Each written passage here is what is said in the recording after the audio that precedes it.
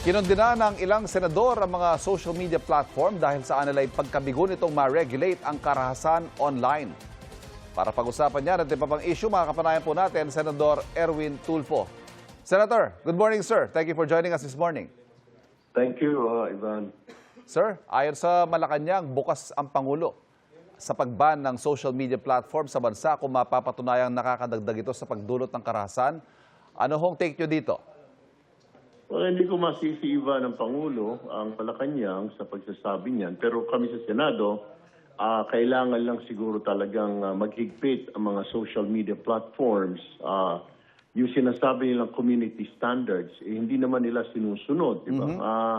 Kagaya ng mga, kailangan bang i-post pa yung mga katawan ng mga namatay, yung shooters sa Zamboanga?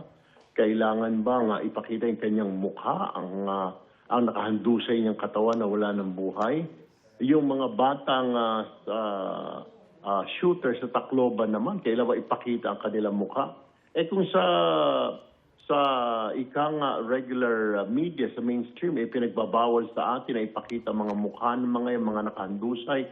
Gumagawa tayo lalo sa telebisyon, naglalagay tayo ng mga ng mga something to cover yung mga katawan na ganyan. Dapat meron din sila, lalo pa sila dahil walang control yung mga yan, yung mga netizens natin ay hindi naman talaga nag-aral ng journalism or ng mass communication at walang ahensya na pumipigil sa kanila tulad ng mga KBP o sa mga dyaryo, National Press Club, wala silang ganun. Kaya dapat sila ang manguna sa paghihigpit, Ivan. Pero ang lagi hong nire-raise, for example, ng CICC dito or DICT, yung problema ho ng jurisdiction, Senator, ano ho ang tingin yung workaround dito? Kaya nga, sang-ayon ang karamihan sa mga senador noong isang araw nung tayo tumayo para paalalahanan yan, magkaroon ng isang tayong batas para malaman natin kung sino ang may jurisdiction dyan, kung ang DICT.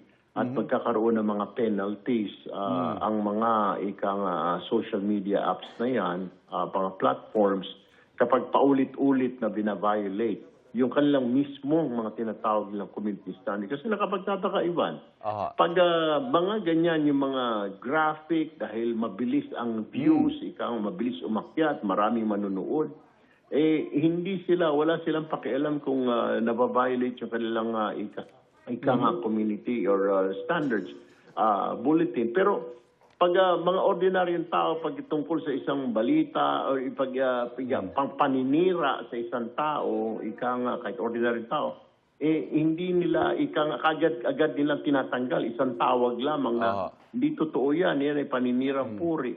Kagad nilang tinatanggal. Pero pag mga ganito na maraming views, talaga namang matagal bago nila pansinin i-take down ang mga ganong klaseng posts. Tapos, Senator, kung hindi raw total ban, ano kaya mga posibleng hakbang laban sa pagkalat yan, tulad yan, mga mararahas na content sa social media? Penalty, Ivan, tinatapos ko na lang yung panukalang batas, penalty, sang-ayon naman 18 senador sa akin, magkaroon ng penalty. First offense ay ilang milyong penalty. Second offense, ilang milyon. Hindi lang, kasi malalaking kumpanya ito Pagtatawanan naman tayo kung penalty lang natin ng mga 100,000, kailangan milyon ang penalty sa mga ito. At pagkatapos first, second, and third siguro pag naulit, kailangan na managot yung mga opisyal. May mga hindi lamang civil liabilities, kundi may mga pagkakakulong na paulit-ulit na lamang na ginawa ito. Pero Senator, on the other hand, ngayon pa lang at this point, meron na ho nagre-raise ng issue ng freedom of expression, curtailment of liberties.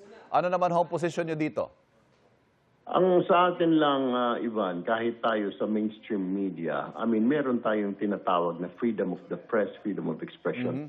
Pero paano kung yung karapatan na yan ay na may yumuyurak sa karapatan ng iba?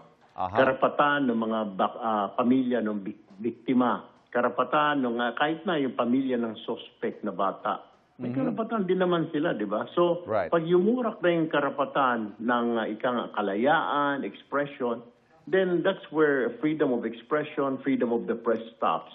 when it already violates the freedom of others. Sa madaling sabi, Ivan, hindi naman natin sinusuppress freedom of information, walang problema. Yung sinasabi lang natin na i-censor ay yung mga paglalagay ng mga katawan. No, isang araw, Ivan, isang OFW na naka-uniform pa, I think domestic helper, nakahandusay sa kama, inatake sa puso. Ipinalabas ng kanyang kasama, kinuha ng litrato yung bangkay, ipinost pa. Na wala, may kawawa naman. Tapos yung mga reaction, kawawa naman. Pero what about the family, Ivan? Nung namatay na yun, di ba? Talagang heartbreaking. Dapat wala nang ganun. O yung batang shooter sa Zamboanga, yung duguan na katawan, talagang wala man lang sila nilagay na mga graphics or something na wala eh. Talagang kitang-kita mo. Pero kita mo naman, Ivan, grabe yung views. Talagang akala mo yung metro ng gasolina, pang 100, naging 1,000 sa ilang minuto lamang. Yun ang gusto ng mga social media apps na ito, ng mga platforms, yung mga ganun. Dahil magkukuan yun, i-create ng commercial, advertisements, mga iba't ibang company, at views, Ivan. Abangan ho namin yung final version ng inyong bill kaugnay niyan, Senator. Maiba ko, kaugnay naman dito sa impeachment trial ni Vice President Duterte, kabilang po ang Senator Judges sa mga dapat daw sumunod sa sub judice rule. Your reaction to this, Senator? Tama naman po yun. Medyo may mga kasamahan tayo na sumusobra, lumalagpas. Dapat talaga may susundin ng standard. Kaya nagbigay na ng babala ang presiding officer. Kasi minsan dadadala ng emotion yung ilang mga kasamahan na natin. Kaya pinagsabihan na. And I believe maging ang narinig mo naman kahapon, pinagsabihan ni presiding officer ang lead defense counsel na pagsabihan si VP dahil nung in-issue yung warnings na yon ay nagpahayag ng statement, nagbigay ng statement ang vice president. So na parang bordering sub-judice rule, I mean nagsasalita na siya tungkol doon sa kaso, hindi naman po pwede yung ganon na pag-usapan yung kaso or i-describe mo kung ano nangyayari doon sa kaso. So tama lang yun, Ivan. Senator Erwin Tulfo, thank you, sir. Good morning. Maraming salamat po. Magandang umaga.